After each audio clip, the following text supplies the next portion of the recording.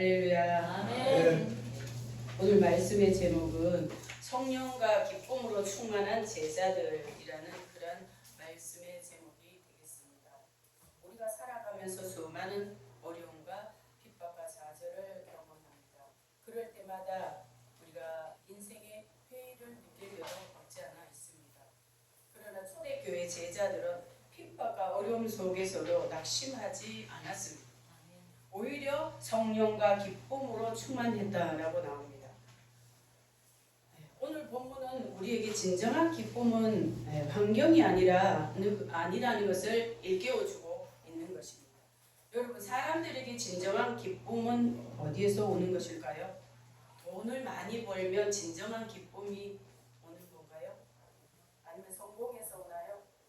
그것도 아니면 사람들로부터 인정받을 때에 진정한 기쁨이 오나요?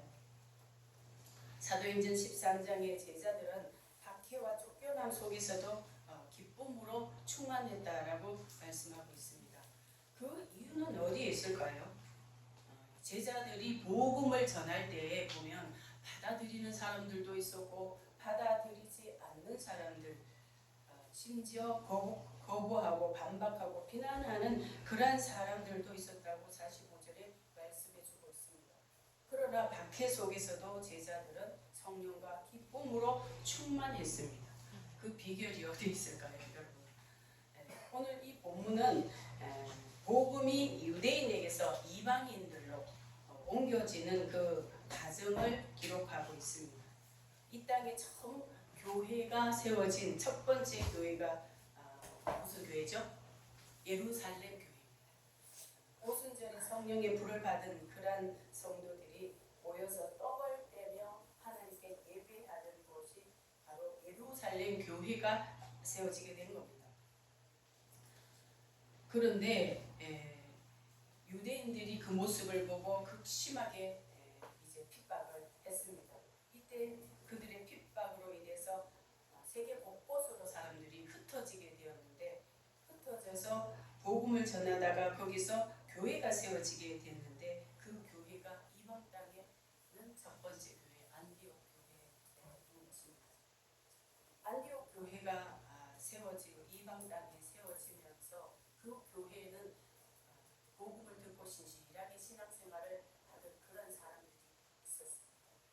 그런데 어느 날 이제 모여서 기도를 하는데 집중 기도를 한 것 같아요.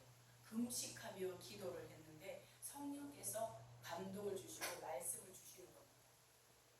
바나바와 사울을 따로 세우라는 거예요. 사울이 이제 오늘날 우리가 말하는 사도 바울인 거죠. 따로 세우라는 거예요.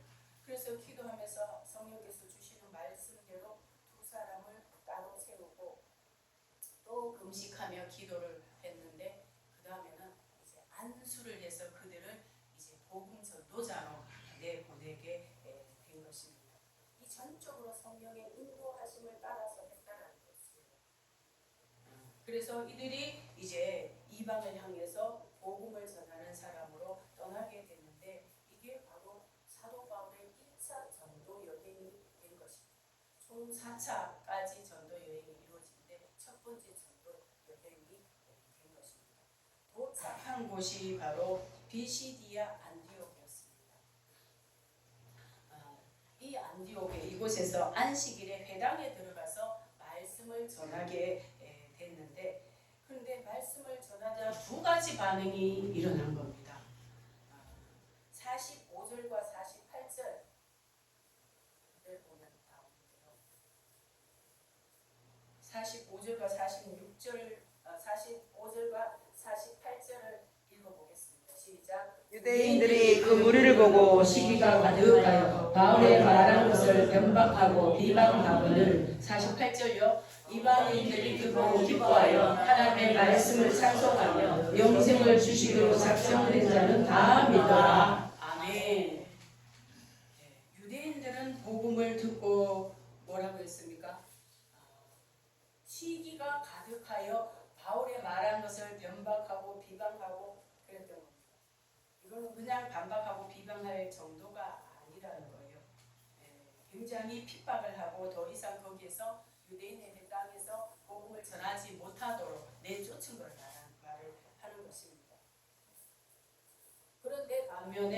이방인은 듣고 그 똑같은 복음이지만 듣고 기뻐하여 하나님의 말씀을 찬송하는 거예요.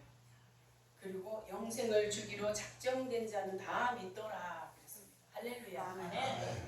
여러분, 우리가 지금 이 자리에 와 앉아 있는 것도 내가 온 것 같지만 사실은 하나님께서 먼저 우리에게 영생을 주시기로 작정하신 은혜가 있었다는 것을 믿으시기 바랍니다. 우리가 몰라서 그렇지 하나님께서 이미 영생 주시기로 작정을 하시고 우리를 불러 모신 거예요. 우리가 복음을 전하다 보면 여러 가지 우리가 이제 경험을 하게 되는데요. 복음을 전한다고 해서 듣는 사람이 다 믿고 따라오는 것은 아닙니다. 따라오는 사람은 극소수에 불과한 거예요. 그래서 우리가 정말 지금까지 믿음 잃지 않고 신앙을 지키고 있다는 이 자체가 기적 중에 기적인 겁니다. 아멘. 모여 있을 때는 우리가 너무나 똑같은 사람들을 보니까 당연한 것 같지만 여러분, 세상에 나가서 믿지 않는 사람들, 또 믿다가 세상으로 다시 돌아간 사람들 보세요. 우리가 지금 신앙 지키고 이 자리에, 예배 자리에 나와 있는 이 자체가 기적인 겁니다. 네. 그래서 우리가 교회 나올 때마다 그 감동이 좀 있어야 돼요. 하나님 또 나를 건강 주셔서 환경과 여건을 주시고 그래서 믿음 주셔서 여기까지 오게 했구나 하는 그 감동이 있어야 되는 거예요. 그래야 감사함으로 우리가 예배 드릴 수가 있는 겁니다. 초대 교회 때는 지금 상황하고는 많이 달랐어요. 복음을 전하기만 하면 많은 사람들이 듣고 변화가 됐습니다. 성경에 보면 많이 나와요. 물론 듣지 않는 사람들도 있었지만 그랬습니다. 우리 또 한국에 초기에 복음이 전해졌을 때도 굉장한 부흥이 있었습니다. 지금보다 환경이 좋아서, 형편이 좋아서가 아닙니다. 오히려 지금보다 복음을 믿기, 받아들이기 더 어려운 그런 시대였습니다. 불교, 유교, 샤머니즘, 또 뿌리 깊은 그 조상 제사 이런 것 등으로 개종하기에 무리수가 많았던 겁니다. 그러나 십자가를 세우고 교회를 개척을 하면 2, 3년 안에 다 꽉꽉 찼어요. 5년 안에 교회를 안 지으면 안 될 정도로 그렇게 부흥이 됐습니다. 요즘은 어떻습니까? 우리 교회도 20년이 다 돼 가는데 복음을 전한다고 해서 그렇게 쉽게 듣고 오는 사람들이 많지가 않은 거예요. 굉장히 안타까운 시대인 거죠. 우리 지난주부터 이제 복음을 전하게 돼서 너무 기쁘고 감사하죠. 다들 너무 수고 많이 하고 있습니다. 그런데 이 부침개 전도가 다른 전도보다가 오히려 전도하는 느낌이 좀 드는 것 같아요. 불로 모아서 같이 이렇게 하면서 이렇게 또 복음을 전하고 이러니까 복음 전도하는 그런 느낌이 더 실감이 나요. 어제도 몇 분하고 이제 나가서 대화를 조금 이제 부침개 시작하자마자 복음 전하면 안 돼요. 그거 이제 한 중간 이상쯤 식사한 다음에 드신 다음에 가서 이제 산에 어떻게 왔냐, 언제부터 왔냐, 어디 사냐, 뭐 일상적인 거 물어보다가 이제 신앙으로 들어가는 거죠. 언제 신앙생활 한 적 없느냐, 뭐 이렇게 하면서 해보니까 어제는 뭐예요? 신앙생활 전혀 안 하는 분들이 꽤 있었고요. 그 다음에 이제 신앙생활 했던 분들도 있었어요. 또 한 분은 전라도 정읍인가 거기서 어렸을 때에 신앙생활을 해서 중고등학교 때 성령 받았더라고요. 방언도 받고 학생부 회장님까지 하셨대요. 근데 지금은 어떠시냐고 했더니 안 다니고 싶어. 오래됐다. 같이 온 여자분은 좀 알딸딸하기는 한데 교회 다니고 싶대요. 다니고 싶은데 누가 붙잡아 주는 사람이 없대요. 그래서 그렇다고 그래서 오시라고 막 이렇게 했는데 어쨌든 두 분은 신앙을 회복을 하셔야 돼요. 또 어떤 분들은 은혜와 진리교회를 1년 정도 다녔고 미션 스쿨도 다녔고 그리고 가끔 교회를 다니고 싶어서 인터넷을 통해서 예배도 가끔 혼자 드리는데 마음에는 그게 있는 거예요. 그런데 딱 결단을 해서 어디 교회를 가야 될 그런 교회가 없는 거예요. 그런 어떤 사람을 만났는데 그분은 이제 전화번호를 받았는데 자기 딸이 교회를 열심히 다닌다. 그래서 부담을 갖지 말고 일단 이제 그래서 천천히라도 오시라고 이런 분들 기도를 좀 많이 해야 되지 않을까 생각을 합니다. 아무리 우리가 복된 소식을 전하더라도 듣고 믿음으로 이어지는 사람은 생각보다 그리 많지 않습니다. 그럼에도 불구하고 우리가 복음을 전해야 하는 것은 하나님의 뜻이기 때문에 우리 예수님의 지상 명령이 되기 때문에 그런 겁니다. 마태복음 28장 20절에 보면 내가 너희에게 분부한 모든 것을 가르쳐 지키게 하라. 볼지어다 내가 세상 끝날까지 너희와 항상 함께 있으리라 하시니라. 너희에게 분부한 모든 것이 복음 전하. 세상 땅끝까지 복음 전하십니다.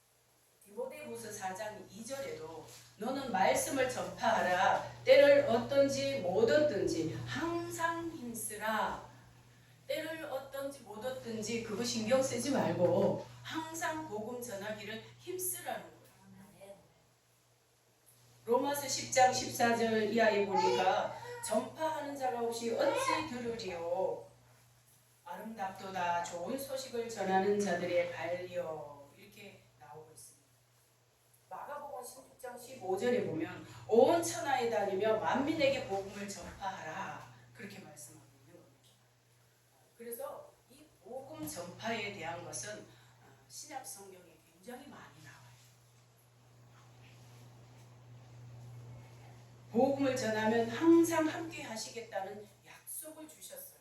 할렐루야. 아멘. 여러분 복음 전하면요 우리 주님이 함께 하십니다. 아멘.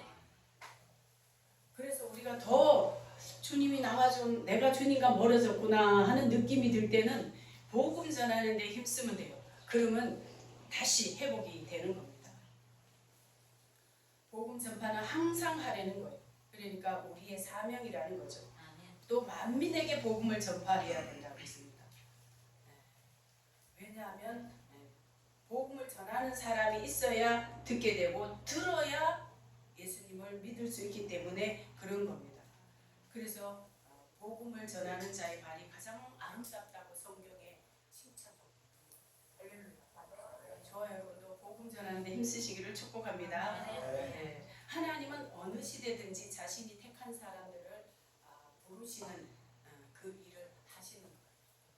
우리가 가장 악했던 북이스라엘 아합 시대, 성경에서 가장 악하고 가장 이제 하나님 앞에 죄를 많이 지었던 시대가 북이스라엘 아합 시대입니다. 그런데 이때에 하나님께서 아합의 국내 대신 되는 요즘으로 말하면 행정관 되시는 오바다를 들어 쓰신 걸 볼 수가 있어요. 그 악한 시대에 그 아합 왕의 국내 대신 행정관을 하나님이 들어 쓰시니까 이세벨이라는 그 여자가 하나님의 선지자들을 다 잡아 죽이는 그 시대에 그때에 이 국내 대신 오바댜가 하나님의 선지자들 100명을 50명씩 숨겨놓고 그들을 먹이는 거예요. 하나님께서 아합 시대 하도 이제 이방 신을 섬기니까 하늘에서 비를 내리지 않는 거예요. 무려 3년 동안. 여러분 3개월 비 하나도 우리는 굉장히 가물죠. 요즘 거의 뭐 일주일에 한 번, 열흘에 한 번 비가 오니까 이렇게 산천초목이 막 활기를 찾고 얼마나 좋습니까? 3년 동안이나 비를 안 주셨을 때에 이스라엘 땅 그 주변에 있는 나라들이 전부 다 뭐예요? 다 가물어서 죽는 사람들이 많았습니다. 그런데 그 비 안 오는 게 엘리야 때문이라고 생각을 하고 하나님의 선지자들 때문이라고 생각을 하고 이세벨이 하나님의 선지자들을 다 잡아 죽이는 거예요. 그리고 바알의 선지자, 아세라 선지자들을 자기네들 먹는 상에서 같이 먹는 거예요. 왕궁에서. 그런 시대니까 뭐 백성들을 말할 것도 없겠죠. 그런데 하나님께서 이 보바다라는 그런 사람을 이 국내 대신으로 일하는 높은 지위에 있는 이 사람을 들어서 하나님의 사람, 하나님의 선지자들을 먹여 살리는데 이 사람을 쓰시는 거예요. 이뿐 아닙니다. 사도행전 8장에 보면 에디오피아 사람 간다게가 나오는데요. 이 사람이 예루살렘에 와서 그 시대는 아직 구약 시대, 구약 시대가 아직 반반, 신약 시대와 반반이었기 때문에 그 사람이 예루살렘에 예배하러 온 거예요. 오늘날 이런 예배가 아니라 제사죠, 제사. 그렇게 에디오피아 왕의 넷이었는데 제사하러 왔다가 그가 돌아가는 길에 복음을 듣게 된 것입니다. 예수님의 제자 빌립을 통해서 이제 복음을 듣게 되는 겁니다. 돌아가는 길에 구약 성경 이사야를 펴놓고 있는데 깨닫지 못하는 거예요. 그래서 하나님 성령께서 빌립에게 감동을 주셔서 따라가서 복음을 전하게 해서 그에게 복음을 전하는데 이사야 53장의 말씀을 전하게 되는 겁니다. 우리 47절 같이 한번 읽어볼까요? 47절 시작. 주께서 이같이 우리를 명하시되 내가 너를 이방인의 빚을 삼아 너로 땅끝까지 구원하게 하리라 하셨느니라. 아멘. 이사야 42장 6절 말씀을 이제 읽고 있는데 그거 깨닫는요 하니까 누가 풀어주는 사람이 없으니까 어떻게 깨달을 수가 있겠느냐 그렇게 말을 했을 때에 이 말씀이 지금 바로 하나님의 독생자 예수 그리스도를 말하는 것이다. 그 구원자가 오셨다. 그래서 그 구원자를 통해서 이방인에게 복음이 전하게 하셨다. 그를 깨닫게 했을 때에 이 사람이 듣고 깨달은 거예요. 그리고 내가 지금 세례를 받고 싶은데 무슨 꺼리낌이 있느냐 그렇게 말을 하니까 아니다. 세례 받아도 된다. 그리고 세례를 받게 되는 거예요. 놀라운 역사 아닙니까? 하나님은요. 하나님이 구원 주식으로 작정된 사람은 에디오피아에 사는 사람이라 할지라도 그 한 번 왔을 때에 돌아갈 때에 성령께서 그 사람에게 복음을 전해서 예수님을 믿게 합니다. 아멘. 놀라운 역사입니다. 이렇게 해서 이 간다게가 예수님을 받아들이고 세례를 받고 복음을 이제 받아들이고 본국으로 돌아갔습니다.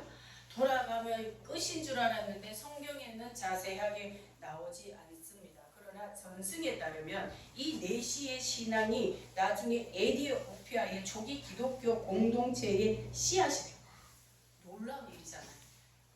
그래서 4세기 AD 4세기경에 아크숨 왕국 때에 기독교가 그 지역의 국교로 채택되는 거예요. 할렐루야. 네. 이게 놀라운 기적 아닙니까? 하나님은요. 하나님의 일을 극소수를 통해서도 큰 일을 하고 계시나. 우리가 지금 복음 전할 때에 누가 누군지 잘 모릅니다. 그냥 사명감으로 전하고 있지만 그 안에 이런 큰 사람이 따라올지도 모르는 거예요. 네.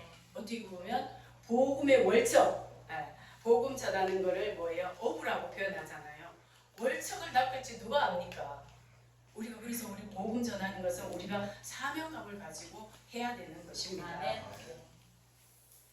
우리는 복음을 전하지만 구원은 하나님이 이루어 가시는 겁니다.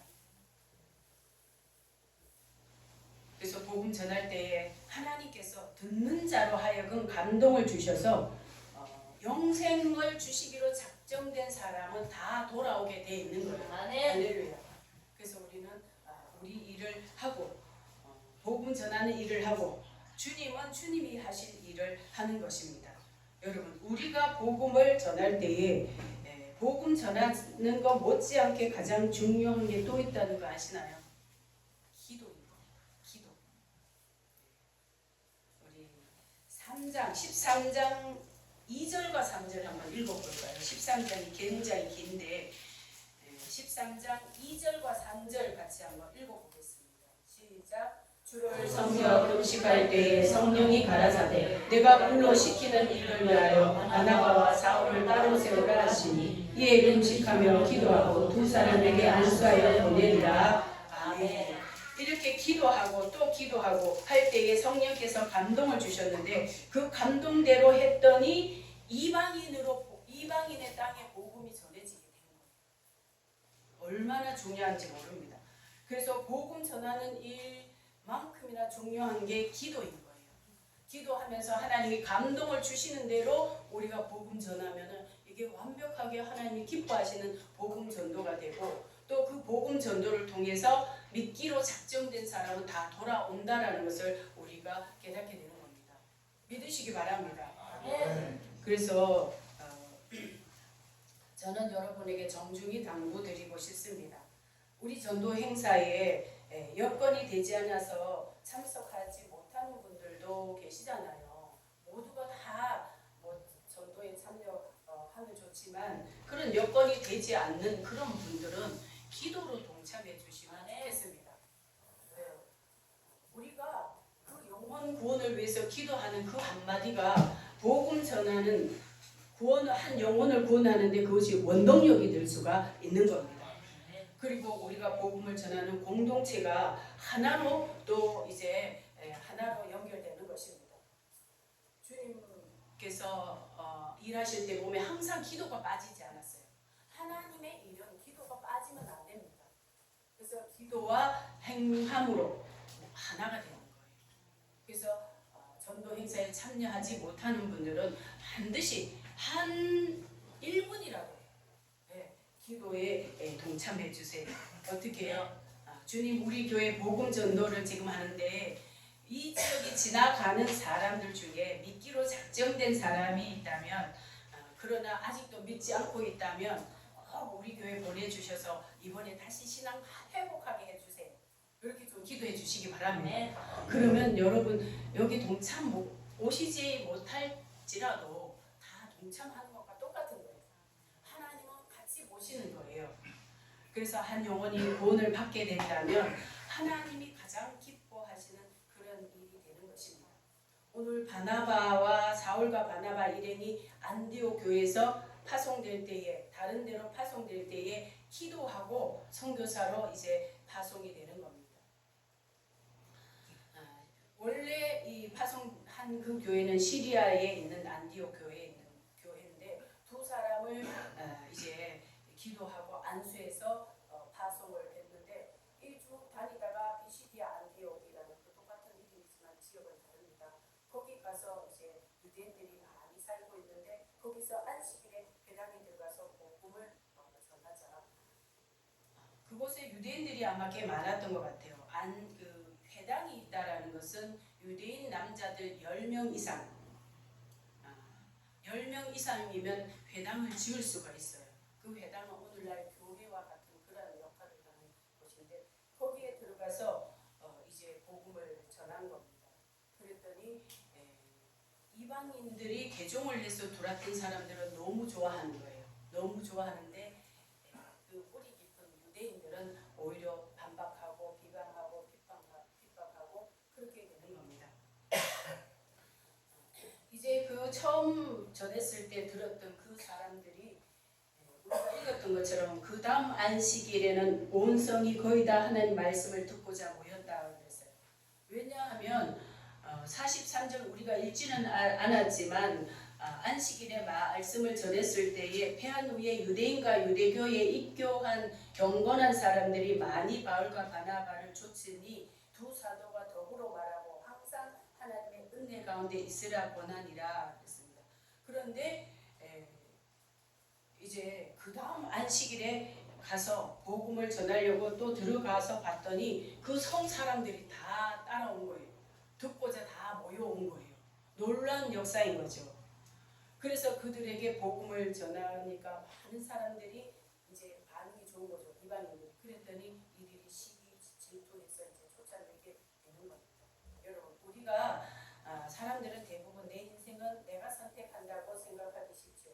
그러나 성경은 우리에게 놀라운 진리를 보여주고 있는데 우리의 어떤 삶은 우리가 우리가 정하는 것 같지만 하나님께서 우리를 인도해 주신다는 거예요.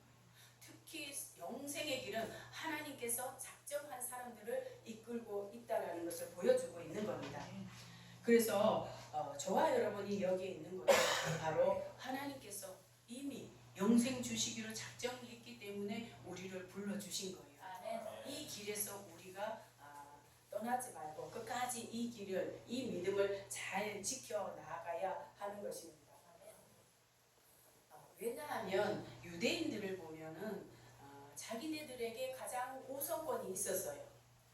유대인들에게 복음이 전해지는 가장 우선권이 있었는데 그들이 받아들이지를 않았던 겁니다.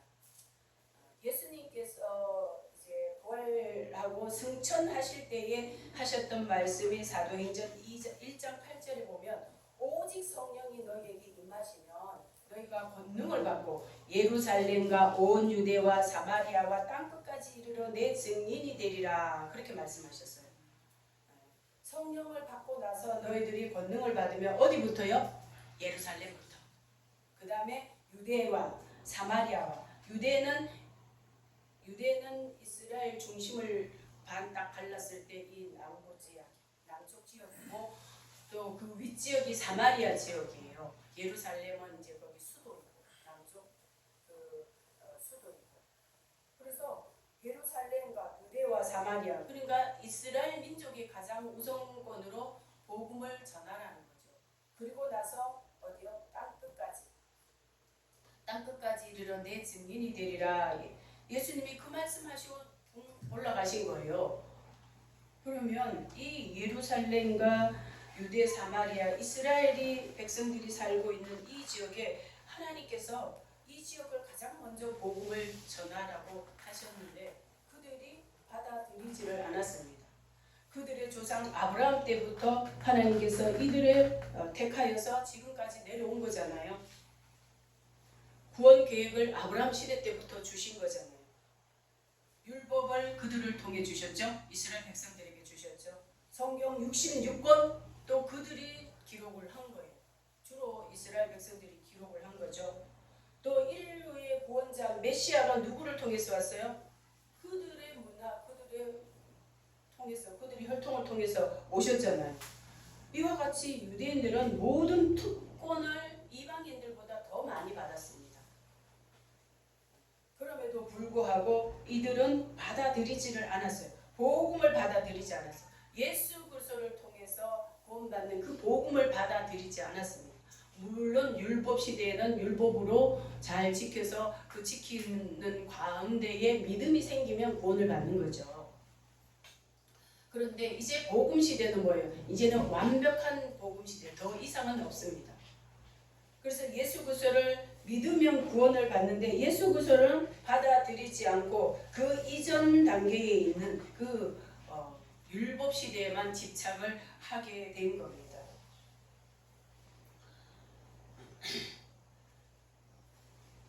46절에 보면 중간에 보면 하나님의 말씀을 마땅히 먼저 너희에게 전할 것이로되 너희가 버리고 영생 얻음에 합당치 않은 자로 자처하기로 우리가 이방인에게로 향하노라 했습니다. 여러분, 우리가 예수 그리스도의 복음을 듣고 믿고 우리가 신앙생활 하지만 이걸 끝까지 잘 유지를 해야 되는 거예요. 끝까지 잘 붙잡아야 되는 거예요. 그래야 하나님의 영생 주기로 작정된 그것이 열매를 맺을 수가 있는 겁니다. 완성을 이룰 수가 있는 거예요. 예, 중간에 포기하면 어떻게 돼요? 이 유대인들이 받아들이지 않고 복음을 받아들이지 않고 영생 얻음을 합당치 않은 자로 자처했다 그랬잖아요. 스스로 그것을 거부한 거예요.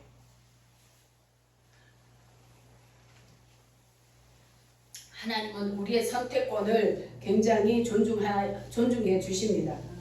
우리가 모르고 거부를 해도 단번에 하나님을 포기하시지는 않아요. 그러나 끝까지 포기하고 하나님을 떠나면 그러면 스스로 자처한 것대로 내버려 두시는 거예요.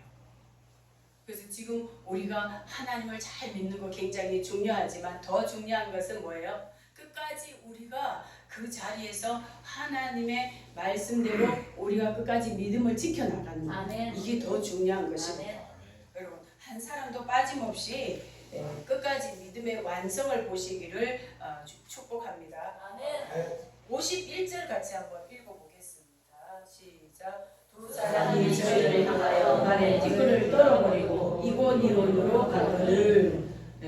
두 사람이 복음을 전하다 끊임없이 핍박을 하고 반박하고 거기서 복음 전하지 못하게 하니까 그 다음에는 뭐예요? 안 되겠다 싶어서 신발에 먼지를 털어버리고 그 다음에 다른 지역으로 가게 되는 그런 모습을 보게 되는 것입니다.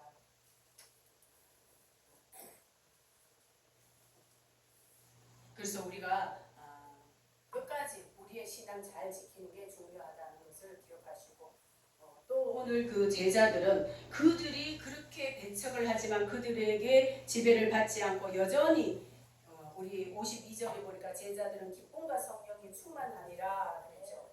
여러분 우리 삶에 기쁨이 사라졌다면 기쁨이 없다면 여러분 복음 전하면 기쁨이 회복된 줄 믿습니다. 아멘. 하나님이 약속해 주신 거예요.